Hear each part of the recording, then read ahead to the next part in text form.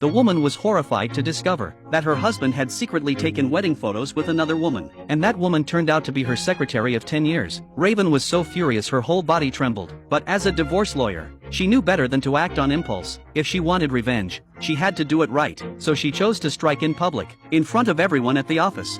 She handed the secretary a court summons. Instantly, the woman became the center of office gossip. The secretary never imagined there would be a day when her own boss would sue her. She was so humiliated, she couldn't even look Raven in the eye. The truth was, Raven had suspected them for a while. 6 months earlier, she had invited her colleagues over for dinner. Halfway through, the secretary stepped out to buy more drinks, and her husband insisted on going with her. In that moment, Raven felt something was off, but she told herself she might just be overthinking it. Later, when she was out with her husband, a text message suddenly popped up on his phone. She clicked it out of reflex, and he instantly blew up at her, saying it was from a director Choi he worked with. That reaction made her suspicion deepen. She went straight to the hospital where her husband worked, and asked the receptionist if there was a director Choi. The receptionist said there was no such person, and added that her husband had only been coming in during the afternoons lately. Coincidentally, his secretary's last name was Choi, and she was often nowhere to be found in the mornings. That's when Raven realized the director Choi in the text message was actually the secretary. Even though she had confirmed the woman's identity,